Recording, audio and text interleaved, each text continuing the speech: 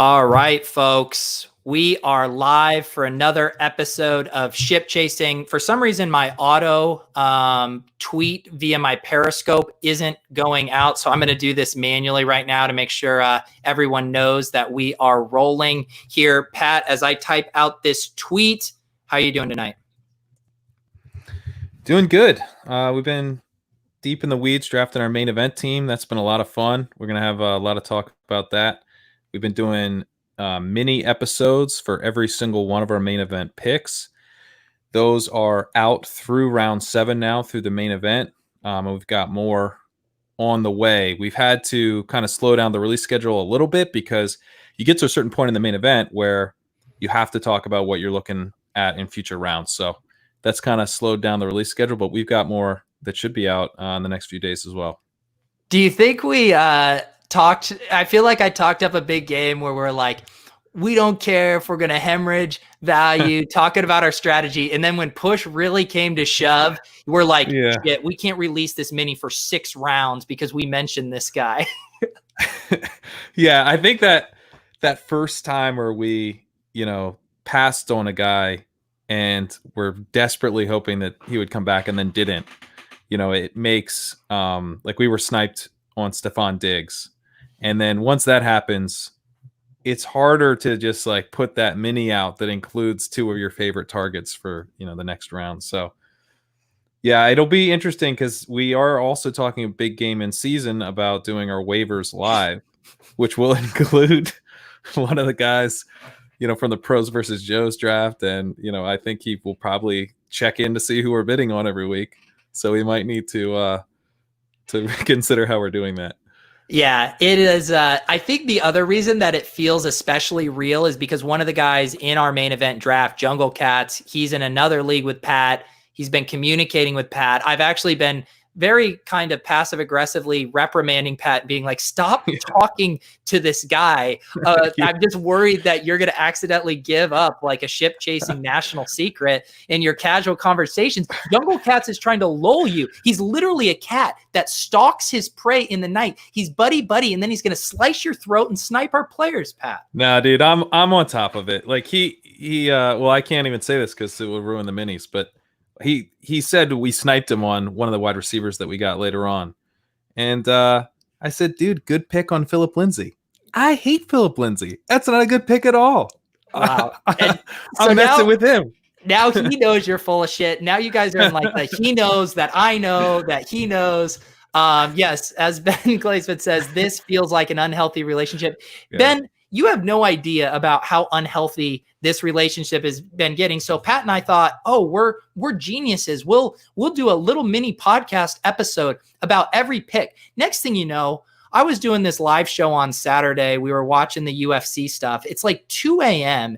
and Pat messages me and it's like, we're going to time out if we don't make this pick. And by the way, we need to record a mini because we actually don't even know who we're going to pick.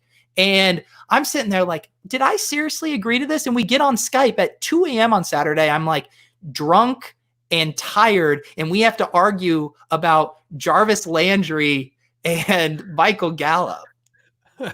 And Ronald Jones. That's when I was trying to get you to pick Ronald Jones instead of the receiver. So that was, I think, actually one of the better minis. Although due in large part to you sucking it up to record it all. Yeah, and then it gets better because sometimes, basically the pull behind the curtains here is that, when we're on the clock, Pat and I will G-chat, we'll kind of talk through, targets we're looking at. So we'll have a rough idea. And then we're kind of at the mercy of when we're on the clock because we do really want to talk it through before we press the button. And we think it just makes for good podcasting audio. But it's starting to catch me at some bad times. Like yesterday, I finally unplugged, like got away from my computer. My wife and I did a day trip to the beach. Next thing you know, I thought we had gamed it out, Pat. The goal was that we had timed the pick so that it was going to be a whole day of picks. And then we would just, do our pick today. Next thing you know, I'm sitting in a van down by the river, down by the beach, talking to Pat on the phone while my wife and our friends are at the beach drinking beers. I'm sweating balls off in this minivan because I have the windows rolled up. And I'm arguing with Pat about, I don't even remember what the pick was now. Well, I brought up Royce Freeman at one point, and you were just like, come on, man. We got to stay on track here. Oh, yeah. We were talking something about Philip Lindsay, which, again, spoiler, this will come in a future mini. But Pat starts going on this tangent about Royce Freeman. I'm like, dude, I'm supposed to be at the beach drinking beers right now, and I'm arguing about Royce Freeman with Pat in a minivan on Martha's Vineyard. Like, how broken is my brain right now? Yeah, that wasn't a great moment for me either. I really should have prevented myself from diving down the Royce tangent road on that one. Royce Freeman road. Yeah, so if it isn't clear by now, you probably know in our feed on the Ship Chasing podcast, we've been doing a mini episode about every pick. We might have to lump some of these together, Pat, when we get into the later rounds. I don't know if we need to do a mini about picking Justin Tucker. Yeah, exactly. Yeah, I don't think so, but I don't know. I still feel like we've got another 4 or 5 worth of minis in us. Yeah. Maybe 2 or 3 based on that response. Yeah. It's no, I do legitimately enjoy them. And I do think they're, again, to toot our own horn, I would personally like to hear more people doing these drafts get to talk about their specific process. And I think the thing that has been really enjoyable to me about the slow draft is really getting to think through these decisions, really getting to think through the structure of our draft. Where is the opportunity cost in taking a position here versus taking a position there? Getting to use the RotoViz command center to look at probabilities in real time. And every time we're thinking through multiple scenarios, making contingencies. This is stuff you cannot do when you're live in Vegas drafting one of these teams. Yeah, I also think it's good prep for the live main event that we are going to do. Because you come to these decisions, you're staring it in the face. You have to make a call one way or the other on the players. That's helpful. But also seeing how that then has downstream effects for the rest of your team and the way you're building, I think is really, obviously you see this every time you draft any team, whether that's a best ball team or whatever, but doing it on a main event team where the stakes are so high and you're putting in so much thought into how this is going to affect round 8, round 9, when you're on the clock in round 6 or round 7, I think is really we're going to be better prepared for our live draft after having done this one. And that is one of the things too. We talk a lot about the volume grinders out there, and there's a lot in the high stakes community who just get rep after rep after rep. Like, I was listening to Mike Beers, I think, on Fantasy Mansion's podcast a few weeks ago, and talking about where he could do those best ball drafts entirely by feel because he's done hundreds of them. He knows all the players, he knows the scenarios, and it's just from doing reps and reps. And one thing that you and I definitely don't have is the reps, because we don't do the volume of drafts that other people do. And being able to do the slow draft, I think for us, it really kind of mitigates or offsets some of that advantage that those grinders have, and just the familiarity and the textures of boards. They just innately know this guy's not making it back here. Well, you and me are actually able to look at percentages and ADP and kind of forecast that. And so, yeah, I love that we're able to kind of perform on a similar level, but like you said, also get in practice for when we do our live draft. Yeah, exactly. And, I'm doing like best ball drafts and lower stakes stuff, but I do think there's an advantage to getting those reps in the actual format that you're drafting in, which we can't grind at that level, with that amount, amount of teams that some of the high stakes guys can. So I'm definitely gonna. I just threw up our draft through 7 rounds here, which is, and again, full disclosure, we are a little further ahead than this, but we're just trying to talk about what we've released so far because we don't want to undercut the mini episodes. But like Pat mentioned, we're just kind of doling those out before or once they don't give away a strategic advantage. So tonight we're going to talk about our first 7 rounds, which is what we've also released a mini on. But there's also been a few interesting conversations that have popped up on Twitter that Pat and I thought might be interesting to dive into a little bit further. But yeah, let's just take a look at the squad here through 7 rounds: Alvin Kamara, Mark Andrews, this is us obviously out of the 5 hole, DJ Moore, Terry McLaurin, Courtland Sutton, Jarvis Landry, and then of course the most recent addition, Pat got his way, his one true shining star, Mr. Ronald Jones. Oh my God. This was really scary because I was trying to talk Pete into Ronald Jones at round 6. As you can see, we had Jarvis Landry on the board. We were also talking about Tyler Boyd. We were also talking about Michael Gallup. We were also talking about Will Fuller. So the 2 guys that we had at the top of that tier were Jarvis Landry, obviously, because we took him, and Michael Gallup. So Michael Gallup actually came back. So I think I was right. I think we should have taken Ronald Jones where we did, because we would have gotten Gallup anyway. But I'm actually surprised you're going to try to do this, because unless you're saying that what we were talking about with Landry and the floor we were looking to build in with Gallup being a more volatile option in the vein of Terry McLaurin and Courtland Sutton, that it was actually a profile decision. And the thing that scared me about Gallup, no, we are better off with Landry. I do agree. Okay. Yeah. Because the thing about Gallup is I do think he's a very good football player. I also just think CeeDee Lamb is an even better football player. And while Gallup could kind of hold that fort down at the beginning, I do worry about CeeDee Lamb becoming such a presence that you can't ignore in that offense in a way it could really diminish Gallup's targets. And I think he would still have the spiked week, but I just don't know if he'd have the consistency. What I would say to that is, if you're that worried about CeeDee Lamb, then make sure not to be overexposed to Amari Cooper, because Gallup and Cooper were basically dead even in yards per out run last year on essentially the same number of targets. So if Lamb is just going to steal from someone, I don't know that it would necessarily be from just Gallup. I think it could be evenly from the 2 of them. I think there's, if they were basically doing as well as each other last year, it could be Amari that gets the short end of the stick. So Amari Cooper has a much longer track record, but he's also a bit older.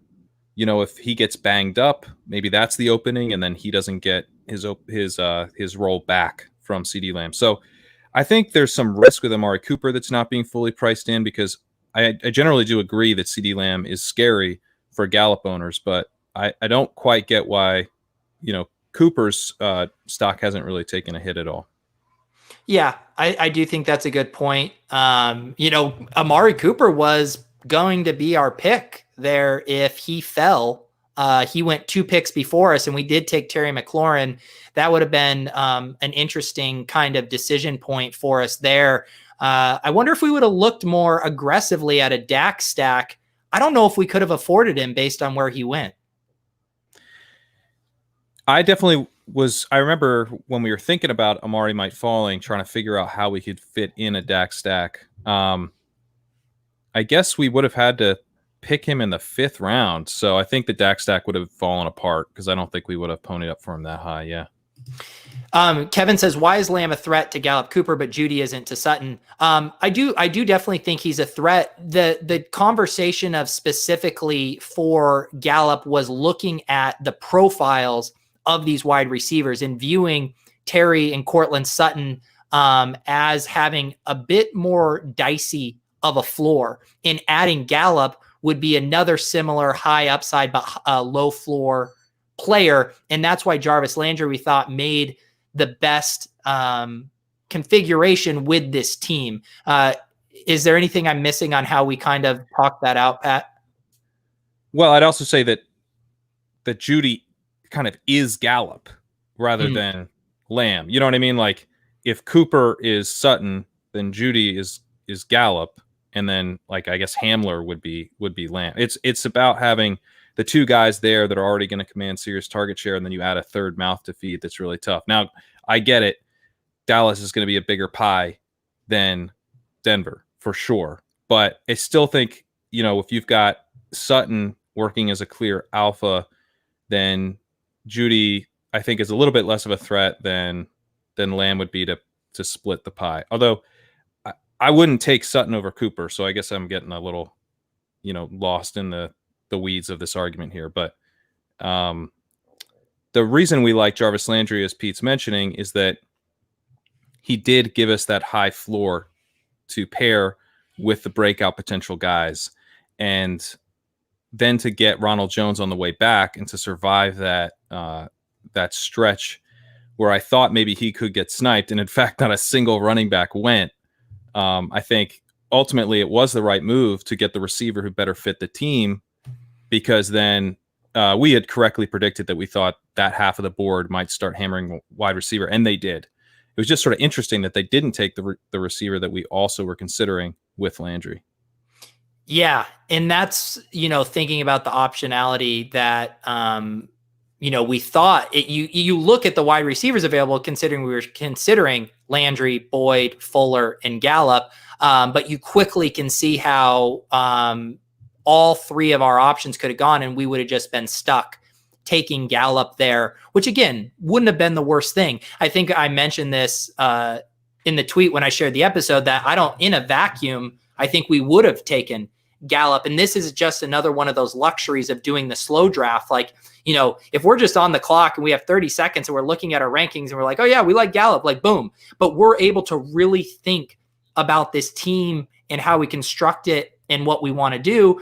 And, DJ Moore checks all those boxes, the high ceiling and the high floor, but we really kind of considered the risks with Terry McLaurin and Courtland Sutton. Like, we know there is a floor there, a low floor, and that bottom could come out. And so grabbing Jarvis Landry there really helps us, balance our portfolio. Kevin, I know you really like that idea of a portfolio in Dynasty. You refer to it more on the age spectrum, but I think you can apply it here from a stylistic profile as well. And so we're kind of balancing our portfolio with some really high upside guys, but also someone like Landry who really raises our floor and gives us that locked in production.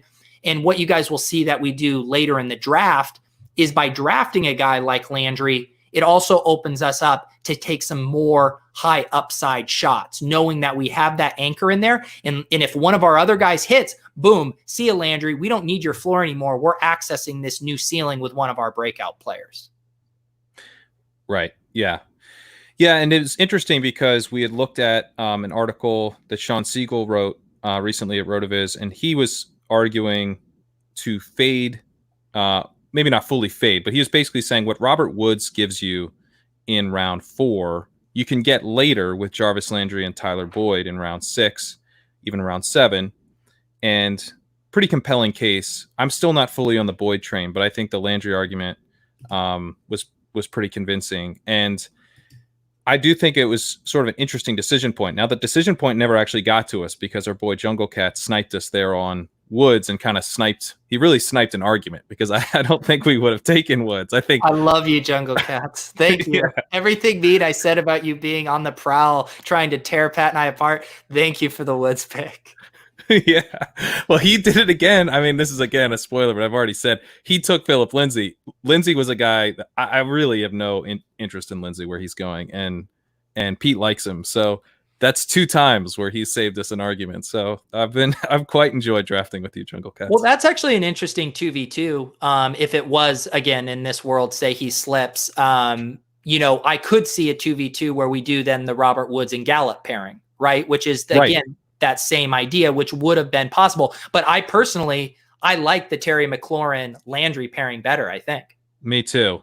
I do too, because I think you're getting a similar floor, and I think McLaurin gives you the higher ceiling, which is kind of one of the points I think that Sean was making, which is that, in the early rounds, those rounds 3 to 4 with those wide receivers, one of the reasons to take wide receivers there in the first place is because you're getting access to ceilings that are typically not as readily available later on. So you might as well prioritize the guys who actually have the ceilings, as opposed to locking up high floor options, which is something that you can find a few rounds later.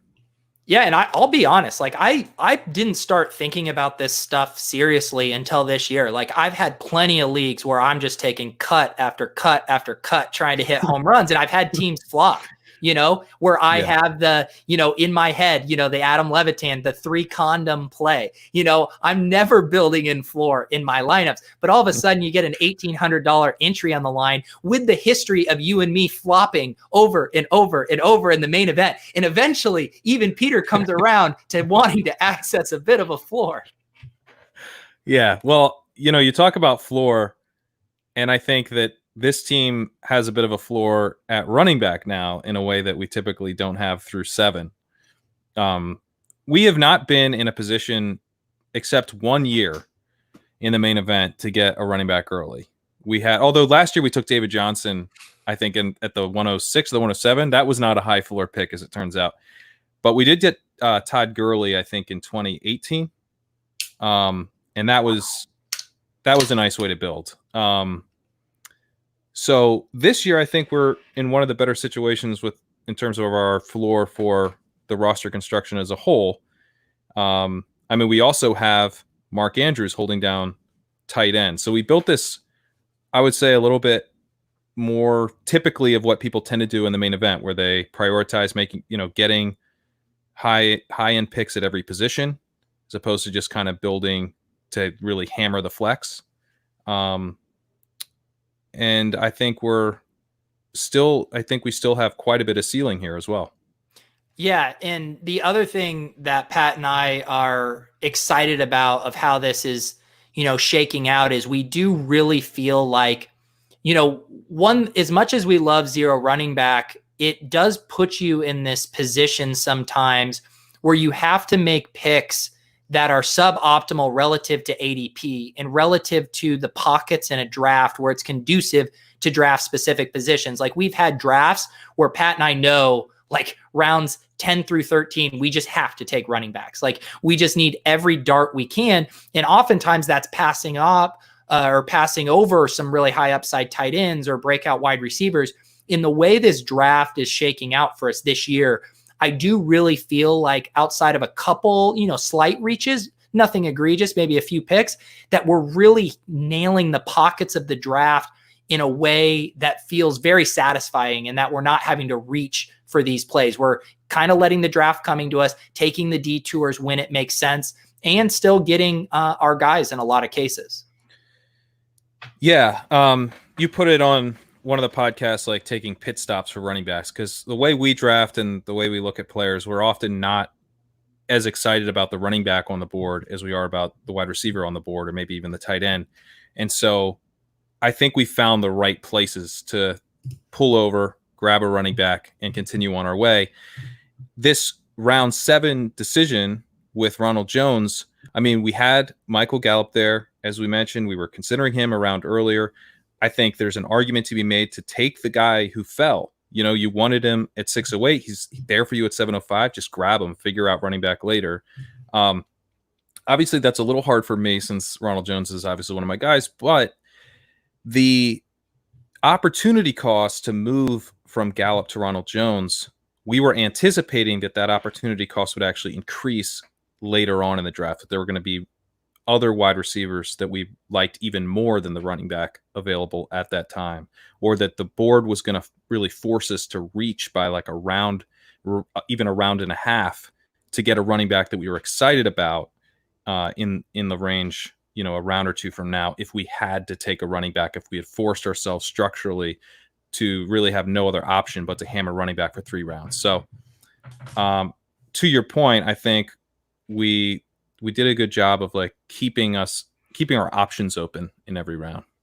Yeah. And we've mentioned this before on shows, but honestly, if someone was looking to do a main event draft and, theoretically it'd be, the highest buy-in you've ever done, and you really wanted to prepare for a draft in the best way, what I would do is I would look at ADP. Fantasy Mojo is a great resource. RotoViz has a lot of the ADP. You can drill down if you want to get into just football guys ADP, anything with this settings in the FFPC, just main event. Obviously, there's not as many data points for that yet. But my point would be to do your draft in reversed order. Look at the targets you want in those later rounds and pencil those into those picks. And you're going to generally start to realize, like, wait, I have 3 of these upside wide receivers I can get after round 10, maybe there isn't a huge opportunity cost to grabbing a Ronald Jones in this 7th round, because I know these other places where I can check off those boxes for my team, specific targets, and giving yourself the upside and the depth at that position. So I think that's one of the most instructive exercises you can do, and it will greatly inform each one of your decisions. And it will also prevent you from making the mistakes that Pat mentioned, where it's like, oh, well, I'm just going to grab the highest guy on my board, but not thinking of it in the context of how the rest of the draft is going to fall, because you have basically these 3 to 4 variables of ADP, you have targets, you have positional needs, and then you have what the rest of your draft members are trying to do as well. And reverse engineering your draft kind of helps you triangulate those in a really nice way where you can make the best possible decisions. Yeah, and we did that for this draft, but this is not that plan. Or I think it might actually be the plan to this point, but then it's going forward, we actually deviated from the plan. And that's okay. You just kind of make some slight adjustments to your later rounds. But it's like, it just kind of helps guide your earlier picks, making sure you're not putting yourself in a bad position in those later rounds. Yep. Joe earlier had asked, how many picks ahead of this are you? I believe we just made our 11th round pick. So we have minis out on our first 7 picks. There are some things that we're really talking through that are impacted here. Pat and I have a big sweat coming up here in this round we're in. So yeah, we would love to be full disclosure with all of it, but for both strategic reasons and just the fact that we want to keep the drip of the minis going, we'll just stay behind because there's still so much to talk about, and we'll have plenty of time to talk about the whole roster. But yeah, we're feeling really good about how things are shaking out. And I did want to pull up, there's been a few conversations that have been interesting on Twitter about our team. I thought we could kind of discuss in a little more nuance as well. And I should also say, we do have this live element. If you guys ever have any other questions or things you want us to talk about, Pat and I have in general, a pretty loose show sheet. So if there's something you want to ask us or want us to dive into, we would be happy to indulge that. So Anthony Amico, our buddy, who recently signed over to do work for FTN, he says he was listening to us talk about Courtland Sutton and DK Metcalf, and he pulled up his it looks like his player comp projections, and they have kind of a range of outcomes on the points per game here for both Courtland Sutton and DK Metcalf. And his kind of takeaway was that they're both ascending young talents with tremendous upside. I think most people would agree with that. What was interesting is we had kind of some conversation in the comments here about people being down on Sutton, specifically because of Drew Lock and the Denver offense in general. So Pat, I thought this might be interesting to kind of talk out why we aren't as concerned about that as most people. I don't know if you had any initial thoughts when you saw some of these reactions. Yeah, I guess, I mean, I think that that's a fair point, that, his quarterback situation could really be a detriment. His team situation could be a detriment as well, both in the fact that, as Kevin mentions, he's got Judy to deal with. He's got Hamler. Noah Fant could break out. He's also got a team that might be a bit run heavy. They might be on the slower side. They might want to, play kind of a defensive minded type of football. So, that is all a concern with Sutton. I guess my feeling is that, isn't that priced in? Isn't that why we got him in the 4th round? He was an absolute stud last year. He was a 2nd-year breakout. He's a pretty strong prospect. He was super efficient. I mean, 2.08 yards per route run is really solid. It's actually better than Terry McLaurin did, stronger than Will Fuller, stronger than Cooper Kupp. I mean, he was awesome last year. So I think that, if the quarterback wasn't a major concern, if they hadn't just added 2 really interesting rookies with high draft picks, then he's probably a borderline 2nd round pick, right? Probably on that 2-3 turn. So I think you're getting a discount there. Now, DK Metcalf is also a stud. So I guess and we really debated, I think both of us leaned Sutton. So you'll hear in that mini, we didn't really debate that much with each other, but you can tell like we're both really torn on who to take. Both of us ever so slightly lean Sutton, and passing on Metcalf there. Metcalf also gives you the chance to stack with Russell Wilson, which I think if Metcalf has this giant breakout, then I think that could be tied to the year that Russ finally has the breakout that he probably, should be enjoying like every year. So, this could be that finally the Russ explosion that we want. I think, if that happens, then DK is like going off 10 out of 10 times, when Russ finally breaks out. So there's some really interesting reasons to take Metcalf as well. I guess I'm just a little bit defensive of Sutton because I think he is getting discounted. Like I'm not sure that those points are not already baked in, mostly to his ADP. Yeah, then like David said, tiebreaker should be who has the better QB. I agree with Pat that it's baked in. Like you said, I think if Russell Wilson was his quarterback or whatever your top 6 quarterback du jour, Courtland Sutton would be going in the Mike Evans range. It'd be like, who are you deciding between, Mike Evans or Courtland Sutton? So to me, that's already priced in. I will acknowledge, though, to your point, I think if we're wrong about this decision, Pat, we're going to be wrong in like a really, really big way, because what happens would be that DK Metcalf is this truly ascendant talent that flashed in year 1, is tethered to one of the best quarterbacks in the league, and is this undeniable talent that takes that second year leap that we've seen over and over. The thing that made it hard to see that as a prospect was he didn't even outproduce AJ Brown on his own team. And he didn't have the agility that we would like to see from some of these other guys. But if he truly, AJ Brown's a stud. So it might be, it could be the Odell Beckham, Jarvis Landry thing where there's room for 2 guys to be great NFL players.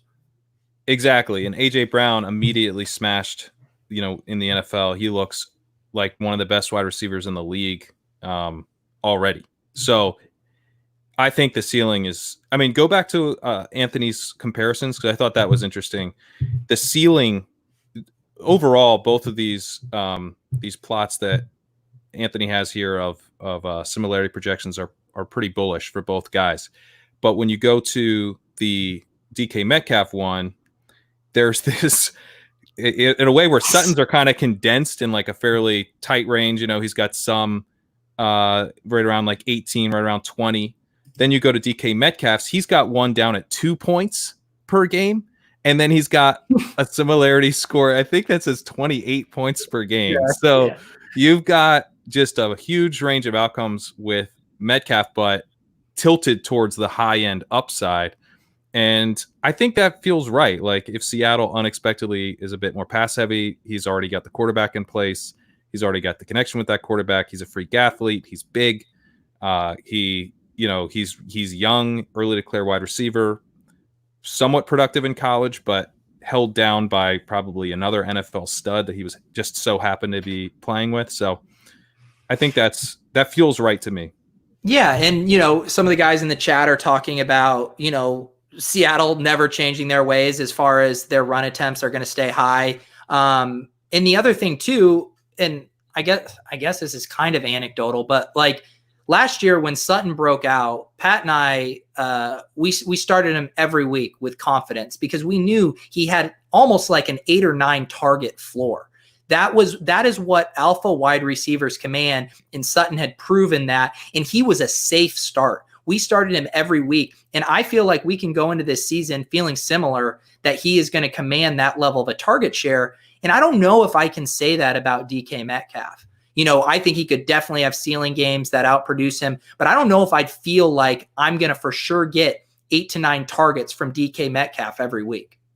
Yeah, not unless Seattle changes up their approach. And Kevin made a point that, Seattle's not likely to do that. I think that that's true. I think that Seattle's not likely to make a major change in their philosophy. So that's one of the reasons that we went with Sutton, because in order for DK to access the ceiling that I think really is there for him as a player, he probably needs more passing volume. Yeah. And that's why, again, I think if we are wrong on this, we're going to be wrong in a big way, because Seattle goes up tempo. DK Metcalf is this ascendant star. He's not getting double covered because there's still Tyler Lockett and a lot for defenses to pay attention to. So we could be cutting this clip up in a year when DK Metcalf's like a top 5 overall wide receiver, but scared money don't make money, Pat. Yeah. There's a question here. If you love Sutton, can you bring this up tonight? Yeah. If you love Sutton, Fant, you got to lock a little. We had a decision that you'll hear in an upcoming mini about Fant. So, because I think that's a good point. If we are in on Sutton and Fant, then we really need to be betting on a big breakout from Lock. Whereas if we're just in on Sutton and not Fant, then yeah, we need Lock to be passable, but we maybe don't need Lock to be a fantasy startable option. I feel like we're 2 co-stars on like some like horror mystery movie doing like a tour junket where we have to talk about the team, but we can't spoil, the movie. Like we're just being very quick, but I think you're going to like it. I think once you see it, it's going to be good. I mean, the writing is just really sharp. It's just all great around direction. a really great time. Yeah. Yes, I am. I do like Lindsey. Pat brings up some good arguments about him being a bit of a trap back as far as what his pass catching upside is. Freeman's still there, Melvin Gordon there. So the reason I do like Pat's point, and it actually has adjusted my thinking on Lindsey, is these guys already have contingent value that you're banking on, right? Like whether that's an injury or them just taking over in the backfield. And Pat's point is, even if that happens for Lindsey, that there still could be a cap to the upside because he might get squeezed for receptions from someone else based on what he's done. Am I categorizing your argument correctly there? Yeah, Lindsey was Royce Freeman's backup last year. When you look at the high value touches, he had less receptions and he had less goal line carries. That's what we care about for fantasy. And he was trailing in both categories. So I'm not that excited about him. Even if Melvin Gordon were to go down with an injury, then you're looking at a dude who's not going to have a lock on goal line, and he's maybe not even the receiving back. So, whether or not that makes Royce Freeman a target is tough to say, because he may not make the team. They've got this other guy, Bellamy, who they like as an undrafted guy. But I think if Lindsey was essentially backing up a dude who they're about to cut, that might show you that they don't really trust Lindsey in the places where we need the team to trust the guy. Yeah. I mean, if Royce Freeman was out of the conversation, say they cut him, or, say we get indications that he's not going to be involved, would that change your mind of how you feel about Lindsey, knowing it's this kind of just a 2-headed backfield without that third wrench? Yeah, I think if there was talk of Lindsey being more involved as a pass catcher and then Royce were to get cut, that would make me feel a lot better, because then you feel like, okay, well, he might have some standalone value that way. And then if Gordon goes down, then he'll have receiving numbers that we really didn't see last year. So that would be nice. But as it stands right now, he wasn't really a receiving back last year. He only had 35 receptions. Freeman had 42. He only had 12 goal line carries to Freeman's 13. So the other thing is, the more I look at this, and JJ Zachariason had a really good article on this, when you're looking at zero running back targets, you actually don't want to be banking on the contingency value. You want to be banking on guys who can get the standalone value. And Lindsey's profile from that perspective is really scary, because Melvin Gordon is not a trap back. We're talking about Ben Gretch's trap stat, which looks at your percentage of your touches that are low value carries. So you want to have a low percentage of your touches being low value carries, and Melvin Gordon has achieved that. He is a guy who gets a lot of goal line work, and he's a guy that gets a lot of receptions. So Lindsey really profiles as maybe like one of the biggest trap backs, maybe the biggest trap back in the league, because he's going to basically be backing up a dude who's getting all the goal line work and who's getting most of the receptions. Even a guy like Kerryon Johnson will probably get a lot of the goal line work. Even a guy like Marlon Mack will probably be used on the goal line somewhat. So I think Lindsey, without an injury to Gordon, you're just getting a lot of crappy touches that, if anything, are exposing him to injury. Yeah, I can't take too much more of this Lindsey slander, though, so I will welcome Devin's distraction here. Can you tell us how to have your tax refunds direct deposited to drafters? Yeah, it is really simple. You do get on the line with the IRS. You immediately talk to a help representative. There's no hold.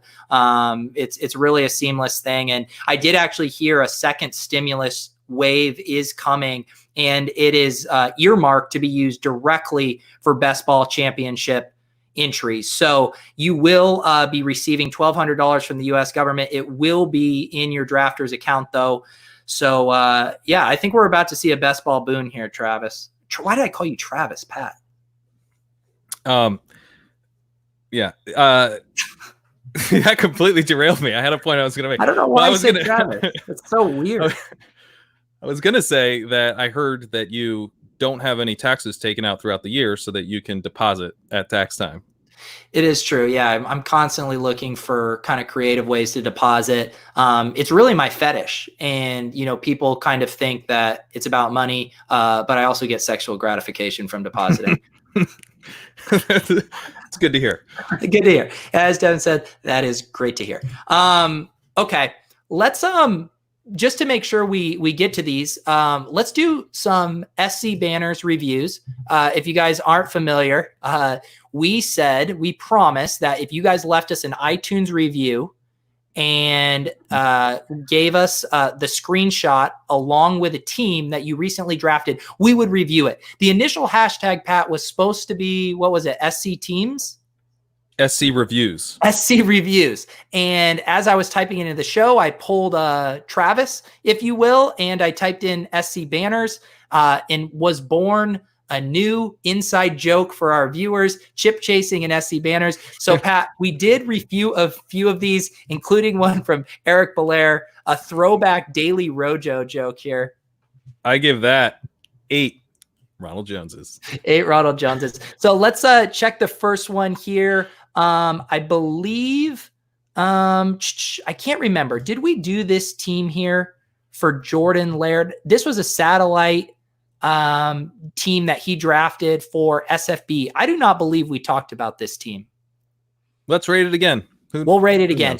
So this is Jordan. What did he say here? Halfway through the SFB satellite, he says, TikTok wannabe and hopeless Rojo truther, punishing your ear holes, discussing grown-ass men and confading Confucius thinking 5 out of 5 would listen again. I mean, there are so many inside jokes and references in that review. Love it. Chip Chasing is the title. There you go. I hope we live up to this review. Great review. Okay, so let's check out his team here. This, of course, if you guys aren't familiar with the SFB scoring, it is tight end premium. There is half points for first downs as well as receptions, and the scoring really skews toward bell cow backs as well. So let's see here. Travis Kelce, Devontae Adams, Aaron Rodgers, James Conner, Chris Carson, A.J. Brown, Darius Geis, Jimmy Garoppolo, Tevin Coleman, and our recent guy, Jarvis Landry. Pat, what do you think about this team through 10 rounds? Man, A.J. Brown in the 6th is pretty sweet. I like Jimmy Garoppolo's good fit for this format. Travis Kelce going tight end early, I like. The other thing I like about the Travis Kelce pick, this kind of follows what I did, is that you didn't then hammer tight end afterwards. I went with Mark Andrews and then waited a long time before going back to tight end. So I think, that's an approach that I'm personally banking on. I think this is a really good team. Yeah, I like it. It does look like this league was specifically pretty quarterback heavy. I mean, he drafted Aaron Rodgers as the QB 11 in round 3. I'd have to check, but I think in mine, we weren't on QB 11 until like round 5. So it seems like a pretty aggressive quarterback run here. So getting out ahead of that with Rodgers and getting the high upside stack with Adams. Pat and I were big fans of stacking in this format. And yeah, AJ Brown in the 6th round is just such a steal. And I love getting Kelce there. I really was considering him at 4 if I didn't get one of my guys, which I ended up still taking Saquon Barkley. I thought I would be a little too reckless not to do that, but I do think Travis Kelce was one of the other prizes of the first round in this format. So Jordan Laird, named after, or Laird Jordan named after, my Laird and Savior, I'm going to go ahead and give this 16 AJ Browns. Whoa. I'll give it 20 James Connors. 20 James Connors. Yeah, you love your James Conner. Yeah, and Kevin mentions that Landry in the 10th is awesome, and Devin mentions Teddy Bridgewater at QB 12th in the 4th is incredible. Yeah, QB's flying off the board. Laird, thank you for this review. All right, we got another SFB team to check out. This one from Impress Savway. He says, I'd give myself 5 Rex Burkhead injuries. Let me know your rating. So this is a pretty high T draft here, Pat. Oh, man. 6 running backs in the first 5 picks. I mean, someone's been checking out the counselor's Instagram stories. He does get hammer some wide receivers here late, grabs TJ Hawkinson, who we like, and some nice late picks here. Mecole Hardman at 13-11 is really nice. Pairs him with Clyde Edwards-Helaire. What are your thoughts on this team, Pat? I do really like that Mecole Hardman pick. Blair Andrews had a really good article that just came out talking about Mecole Hardman a little bit and doing some research on how some guys, specific type of guys, might have more targets in year 2 than you would think. So that's a really great pick. I will say I'm a little disappointed to see Sammy Watkins and Mecole Hardman and then not Mahomes, but you never had a chance at Mahomes, of course. Drafting 111, that's a pipe dream. So I don't know. But I guess I might not have gone to Sammy Watkins after getting Hardman without Mahomes, and maybe would have preferred just to have my bets on there. But that's your 15th round pick, so that's picking a nit. Yeah, overall, it's a little running back heavy. It's a little running back heavy, Pete. That's the big takeaway. We got to give you credit. I mean, you are coming in the 0 RB. I was going to say Lion's Den, but the beta den with a pretty lion heavy lineup here. So I'm afraid. This lineup makes me afraid. I'm very afraid that if I don't give this a high rating, that this IT individual will come after us. The chat is mentioning the Ram stack, though. That is pretty nice. Jared Goff, Cam Akers, and my guy, Gerald Everett. That is nice. It is. I see we're already backtracking because we just know this high T individual could pulverize us. Well, I think if Goff has a real resurgence, it might correlate with the running game getting back up to speed. So, when you need Goff to be efficient in this format, he can't be throwing picks. Right. Kevin says that we went easy on him after roasting his 0 wide receiver team last week. Here's the thing, Kevin. I know you, and I know that you're a super nice guy. You're super friendly, and I know you can take it. But this individual, I mean, he could beat down my door and come after me for not liking his super high T draft. Yeah, I mean, Derrick Henry and Nick Chubb. I mean, is this the counselor? That is a counselor start. You hammered Derrick Henry and Nick Chubb? Here's the thing, how many passes are they going to catch between them? The counselor does love Derrick Henry. He is out on Chubb. The counselor loves Kareem Hunt. He thinks that Hunt is a big issue for Nick Chubb, which is actually one of his better takes. Adjust your ranks. Adjust your ranks. All right. We have another one from Swervin here. First ever startup. I tried, I guess, not knowing what I was doing, yet being way overconfident. This is a super flex tight end premium dynasty, I assume, when he says startup. He says 0 RB Evangelion. I like that term. I haven't heard that yet. These two guys might be the only people on the planet that will make me care about someone else's fantasy team. Thank you very much, Swervin, for that review. So let's check out the team here. There was a second tweet. Oh, he said 12-team league. All right, I'll read the squad, and Pat can give his thoughts. Kyler Murray, J.K. Dobbins, Kareem Hunt, DJ Moore, Allen Robinson, TJ Hawkinson, CeeDee Lamb, Tyler Lockett, Christian Kirk, Darius Geis, and Matt Ryan. And then on the bench, I'll do really quickly. Johnny Smith, Teddy Bridgewater, Joshua Kelly, Jalen Hurts, Andy Isabella, Foster Moreau, Raquel Armstead, Royce Freeman, Giovanni Bernard, Antonio Brown, JaMychal Hasty, Josh Oliver, and Travis Homer. Pat, you are the resident dynasty expert. How do you feel about this one? Great team. This is a great team. I really enjoy it. I think Kareem Hunt is a really nice 0 running back target. I think he's an even better target in Dynasty because he could be re-signed, but currently scheduled to be a free agent. So you get this standalone value as a receiver this year you get a guy who would have huge contingent value in any weeks that Nick Chubb is not playing. And then you get a guy who might be someone's starting running back, or at least playing in a committee with a guy less talented than Nick Chubb in 2021. So Hunt is a guy I really like. And I like that he's not all that expensive in Dynasty. You were able to put more of your draft capital into the receivers with DJ Moore, with Allen Robinson, with Christian Kirk, with Tyler Lockett. CeeDee Lamb is a great guy to have in Dynasty. He's definitely going to be ascending. I think that J.K. Dobbins, while I personally think the running backs were a bit overpriced this year compared to the receivers, I think Dobbins is someone that's going to hold value very well and certainly could be someone that you're very excited about having next season. Obviously, we're both very excited about Kyler Murray. Getting that Christian Kirk stack with him is great. I like that the receivers are in kind of different groups of, their careers. So you've got guys like Tyler Lockett and Allen Robinson that are very much in their primes, but are probably okay bets to hold value. And then you've got a bunch of younger guys that should be ascending talents and probably moving up in how much you can get for them on the trade market. And, like Darius Geis, not one of my favorite zero running back targets, but at a certain cost, he becomes interesting. And I think in Dynasty, you have maybe higher dividends that he could pay, because I think if he does seem like going forward in 2021, he's going to be the lead back, then his price could really jump up. So I think I like that. Anyway, I could go on and on, but this is a really good team. Yeah, I like it. Well, like Pat said, I think it's really balanced as far as from an age perspective, really focusing on the younger running backs.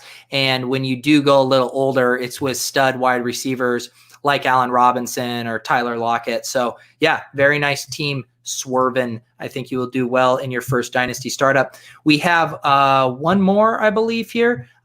This is from our guy, Ben Glaceman. I believe he is in the chat tonight. He called us the fantasy bad boys.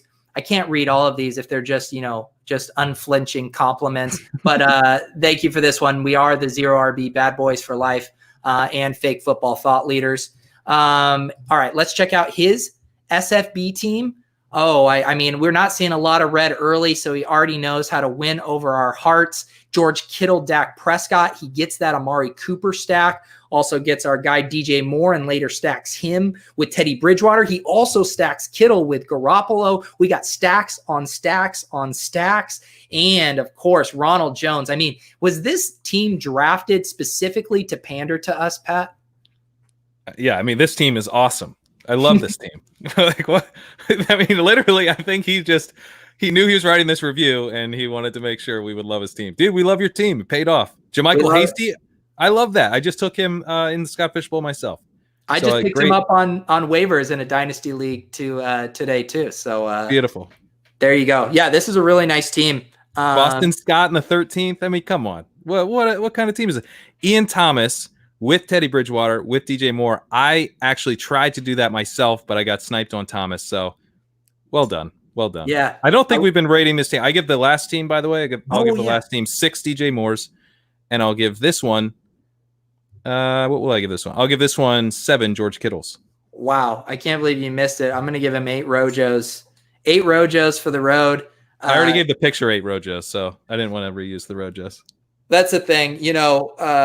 You come in and you give us a team that looks like something we would draft. And yes, the reviews are going to be out the roof. Very nice, guys. So yeah, if you would like to get in on this for future shows, feel free to just leave us a rating. It doesn't have to be iTunes. It can be some of the other platforms. I think you can leave reviews on Google. I don't know if you can do Spotify reviews yet, but yeah, just any review on anywhere you listen to our podcast. Send us the screenshot of your team and we will break it down. It could be Best Ball, Dynasty, Scott Fish Bowl, FFPC, whatever you got cooking up. Pat, I think we had one more thing we wanted to mention, something we're working on here before we wrap up. Why don't you let the people know what we're trying to cook up? Yeah, so we're in talks with our buddy Farrell, who runs the Kentucky Fantasy Football Championship, and sounds like details to be worked out, but we're trying to get a listener league set up over there, be rake free, and we'd have some prizes with entries into their tournament next year. So got to figure out exactly how we're doing it, but that is something that we're pretty excited about. And I think we'll probably be able to talk more in detail about it next week. Yeah. And yeah, we'll figure everything out, but wanted to put that on your radar. Pat and I will be hopping in some football guys drafts and stuff like that. As we go, there'll be lots of drafts, but we did want to try to do one league to draft with all of you guys. We thought that would be particularly fun. So yeah, we're going to work out the details and make sure that it's a good contest with no rake, and we'll toss in some prizes as well. It'll be a grand old time. So yeah, the only other thing to plug is just the main audio feed. We are dropping mini episodes as they come. I think we have 4 in the can that we will continue to release as Pat and I continue to draft. I'd say we're averaging like a pick a day right now. Wouldn't you say that's about right? Yeah, when we're not trying to work around you going to the beach, we're doing about a pick a day. Otherwise, we're sitting on the clock for 6 hours. Yep. So that's the deal. We're having a lot of fun with this main event draft. We're going to keep mixing things up. We'll get some guests on here. We're going to be doing some football guys drafts. We've actually been on an email thread with our quad managing buddies. Can we talk about this a little bit? Yeah, actually, let's wrap up with this. Yeah, because this is so funny to me. So we're going to be doing is on this podcast, we're going to do a live football guys draft with Hassan Rahim and Blair Andrews. Last year, we did this as well. We co-owned a football guys players championships team with them. And quad managed it throughout the year. So, they're generally on board with the type of things that we like to do. They're 0 running back guys. We usually find agreement on, some of the same running backs and some of the same wide receivers. That seems like it might be harder to do than it has been. And specifically, Blair was talking about how, if we didn't get any running backs through round 7, that we don't really need to force running backs through round 10. So I'm worried that we might get exposed as fake 0 running back guys when we have to convince Blair to take running backs before round 11. Yeah, Blair has actually conceded that he's willing to take a running back. Basically, Blair said, I'm willing to take a running back in the first if there's a good one. Otherwise, I don't really want to take one until round 11. That's so late. So, and the thing is, and we'll talk about this with them. I was saying to Pat, though, I understand where he's coming from. And that's the thing. Like, you look at the win the flex tool and you look at, the kind of uncertainty surrounding a lot of these running back projections, and wide receivers are just going to project better as picks at basically every point in the draft, except at the very top and except when you get super deep past all the good wide receivers. So I understand where he's coming from with that extremist viewpoint. But I think in the FFPC settings specifically, you just can't do that. I think you have to make a concerted effort to get some running back firepower on your roster, because you just can't wait so long for the volatile nature of the season to catch up to your running backs to where you have startable guys. I mean, you'll just be buried too soon. So we'll 11-week regular season, you need to have, yeah. Yep. All right, guys, this was lots of fun. Definitely check out the mini episodes and send in those reviews. For Pat Kerrane and, of course, for Ronald Jones, I'm Peter Overzet, and this has been Ship Chasing.